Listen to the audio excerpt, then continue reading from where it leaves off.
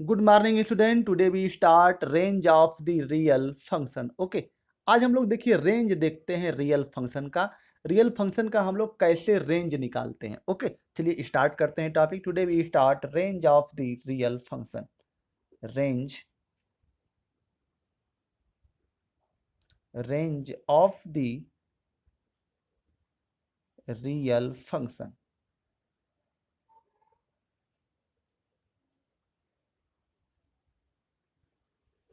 Real function का range कैसे निकालते हैं, range of the real function. Okay, तो यह भी जो है बहुत कठिन नहीं है, ठीक है, लेकिन जो है लोगों को कठिन लगता है। देखिए आप लोगों के सामने हम कर रहे हैं।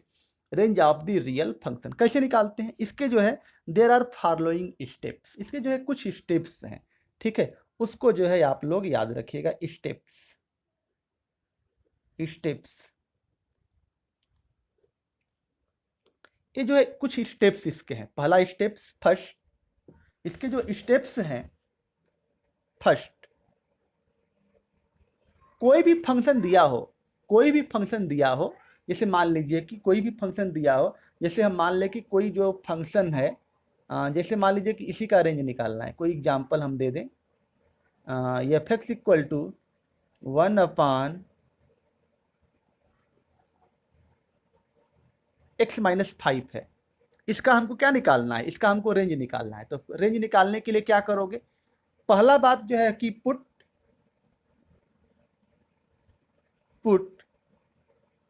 F x equal to y. पहला जो स्टेप है हम लोग लिखेंगे f x equal to y put करेंगे। किसमें, इसमें एफ एक्स जो दिया गया है, यह एफ एक्स की जगह पर हम लोग क्या पुट करेंगे, वाई पुट करेंगे। ओके, तो पहला स्टेप यहाँ पर यह है, ठीक है, समझ में आ गया होगा आप लोगों के। पहला स्टेप यह है। सेकेंड स्टेप क्या है,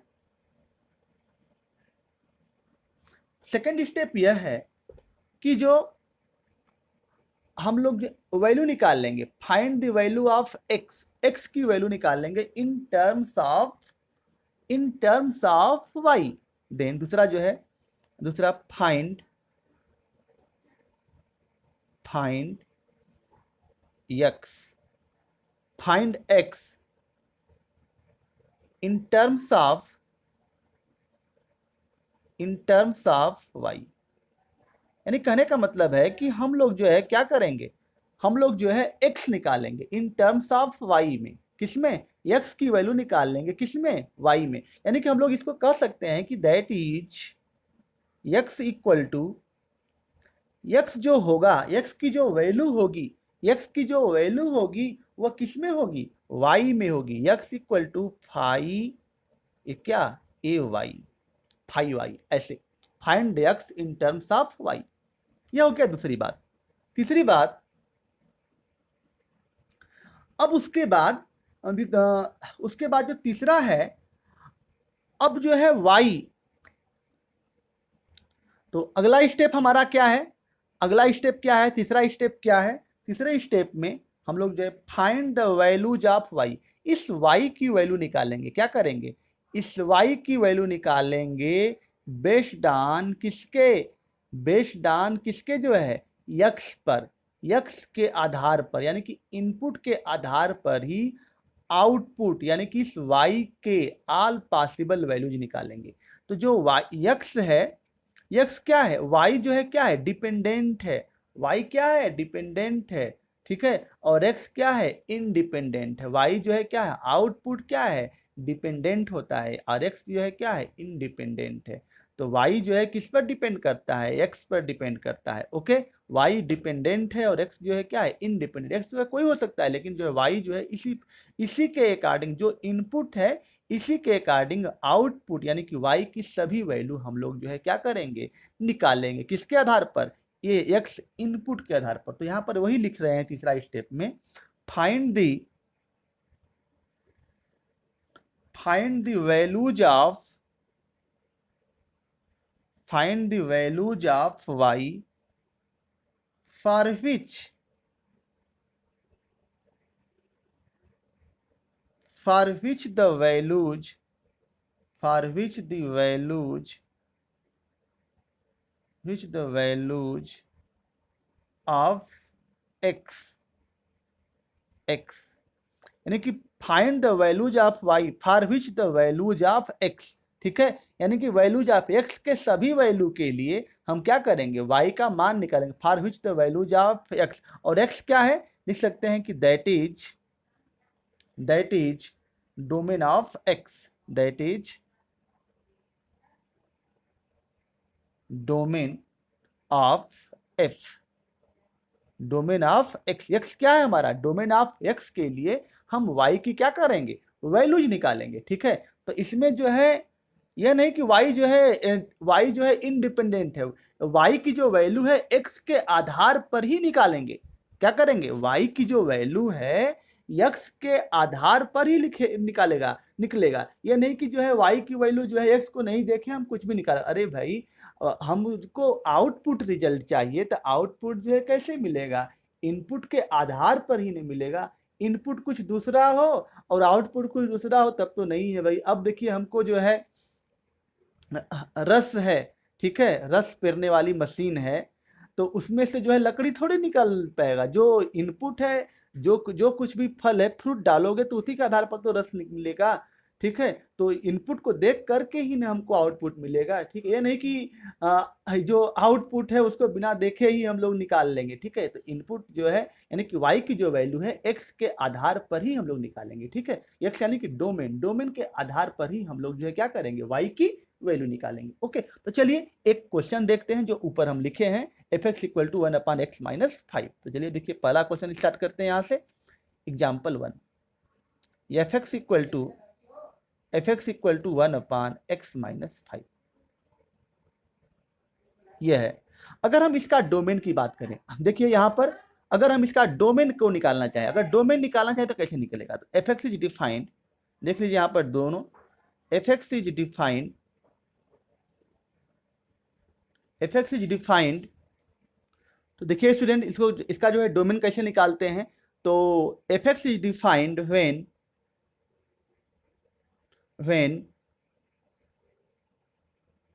F x is defined when x - 5 not equal to 0।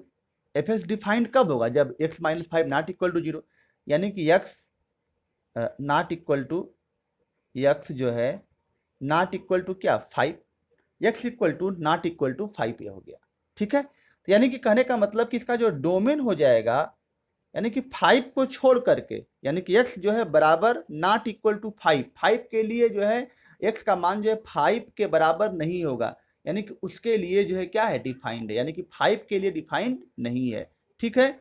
तो डोमेन हो जाएगा r और ये माइनस क्या 5, ये हमारा हो गया डोमेन, ठीक है। तो इसका जो डोमेन हो गया यह हो गया। अब हम लोग जो रेंज फाइंड करेंगे, अब देखिए ये तो फॉर डोमेन, ये तो डोमेन हम लोग निकाल लिए, ठीक है, ये हमारा जो है डोमेन का कंसेप्ट हो गया जो बताया गया था, ठीक है। अब हम चलते हैं रेंज का कंसेप्ट में, रेंज कैसे निकालते हैं, रेंज किसका निकालना था, F x equal to 1/x - 5, यह दिया गया है। अब इसका हमको रेंज निकालना है, तो रेंज में पहला स्टेप है, देखिए put f x equal to y, f x के स्थान पर हम लोग क्या करेंगे, वाई रखेंगे, क्या रखेंगे, वाई। चलिए देखिए एफ एक्स के स्थान पर हम क्या कर दिए, वाई लिख दिए, वाई, ये हो गया वाई, और यहां पर हमारा हो गया 1/x - क्या 5, यहां तक तो क्लियर हो गया होगा। दूसरा step, find x in terms of y, हमको x की वैल्यू चाहिए, x वैल्यू निकालेंगे किसमें, y में, x की वैल्यू निकालेंगे किसमें, y में। अब देखिए यहाँ पर जो y है इन टर्म्स ऑफ x है, लेकिन हमको जो है x चाहिए, x की वैल्यू निकालना है इन टर्म्स ऑफ y में। चलिए अब क्या करोगे, y/1 क्रॉस मल्टीप्लीकेशन कर दो, क्या कर दो, क्रॉस मल्टीप्लीकेशन कर दो, तो ये हो जाएगा हमारा, क्रॉस मल्टीप्लीकेशन करोगे तो yx और -5y बराबर क्या होगा 1, यहां तक तो क्लियर है, ठीक है, यहां तक तो क्लियर है। अब चलिए आगे चलते हैं, अब आगे देखिए यहां से हमको क्या चाहिए, x चाहिए, हमको क्या चाहिए, x चाहिए, तो ये हो जाएगा yx इक्वल टू 1 प्लस क्या 5y, 1 प्लस 5y, यह हो गया। या x इक्वल टू हमारा मिला 1 प्लस 5y, 1 प्लस 5y और y क्या, y, ठीक है। तो यह y x बराबर, यानी कि x बराबर हमारा जो है निकला 1 प्लस 5y बाई क्या, y। इस तरह से अब देखिए यहां तक, यहां पर देखिए अब जो है यहां पर जो दूसरा स्टेप था हमारा, find x in terms of y, यानी कि x बराबर x जो वैल्यू होगा वो इन टर्म्स ऑफ y में होगा। x किस में होगा, इन टर्म्स ऑफ y होगा। ओके, चलिए देखिए यहां से अब हम जो है x निकाल लिए, x जो है निकाल लिए वैल्यू, और किस में, इन टर्म्स ऑफ y में निकल गया, ठीक है। तो अब तो ये हो गया। अब जो है हम लोग y का x के लिए, x के ही लिए हम क्या करेंगे, y का जो है वैल्यू क्या करेंगे, निकालेंगे यहां पर।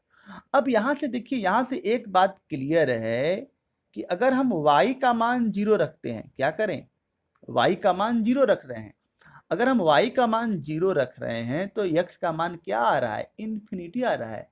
x का मान क्या आ रहा है, इन्फिनिटी आ रहा है। यानी कि जो है हम y का मान जो है 0 इसमें हम लोग नहीं दे सकते। क्या कर सकते हैं, y जो है x is not defined, x जो है हमारा जो है इनपुट डिफाइंड नहीं है। व्हेन जो y की वैल्यू क्या है, 0 है, y की वैल्यू जो है 0 है, तब x जो है डिफाइंड नहीं है।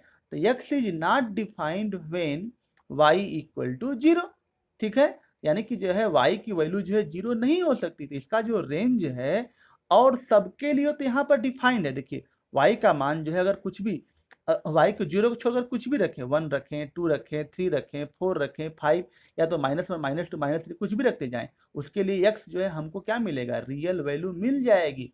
x जो है रियल वैल्यू मिल जाएगी। लेकिन y का मान जो है 0 रखने पर x हमारा क्या हो जा रहा है, नॉट डिफाइंड हो जा रहा है। समझिए इस बात को, ठीक है। यानी कहने का मतलब कि x के आधार पर ही, x के आधार पर ही हम y के ऑल रियल वैल्यूज निकालेंगे, ठीक है। x इनपुट के आधार पर ही y को गेस करेंगे, आउटपुट को गेस करेंगे। यह हमारा हो जाएगा क्या, रेंज ऑफ द फंक्शन। यानी कहने का मतलब कि x जो है डिफाइंड तब होगा कि जब y का मान 0 नहीं हो, y का मान 0 को छोड़ करके और सबके लिए x डिफाइंड हो। यानी कहने का मतलब कि इसका जो रेंज होगा y की क्या, कौन कौन सी वैल्यू होगी, जितने भी जो रियल नंबर वो सब होगी, बस 0 को क्या करने करके, छोड़ करके। ओके, तो यहाँ पर एक लाइन लिख देते हैं, x is defined, x is not defined, x is not defined, x is not defined when y equal to 0। x is not defined, x जो है यानी कि जो हमारा इनपुट है नहीं मिल सकता, यानी कि इनपुट के आधार पर ही हम लोग जो है आउटपुट निकालते हैं। जब इनपुट ही नहीं रहेगा, यानी कि y बराबर 0 के लिए इनपुट हमको नॉट डिफाइंड मिलेगा, यानी कि जो है y बराबर 0 जो है आउटपुट नहीं हो सकता। ओके, तो यानी कि इसका जो है रेंज हो जाएगा, range of function equal to, range of function equal to यह मिलेगा हमारा r माइनस क्या, 0, r माइनस क्या मिला, 0। यह हो गया इस फंक्शन का डोमेन और यह हो गया इस फंक्शन का क्या, रेंज मिला। ओके, तो इस तरह से हम लोग इस क्वेश्चन को करेंगे, डोमेन और रेंज। तो ऐसे ही प्रॉब्लम देखने के लिए, ऐसे ही क्वेश्चंस को डोमेन और रेंज का कल हम लोग और क्वेश्चन डिटेल्स में करेंगे। तो ऐसे ही क्वेश्चंस और ऐसे ही कंसेप्ट को बेस्ट एक्सप्लेनेशन के साथ समझने के लिए हमारे चैनल को like, share and subscribe my YouTube channel. Okay, आज का वीडियो यहीं पर समाप्त करते हैं। कल हम लोग न्यू क्वेश्चन के साथ, न्यू पैटर्न एंड न्यू जो है concept on domain and range and some interested problem on domain and range we meet tomorrow. Okay, तो आज का वीडियो पर समाप्त करते हैं। Thank you.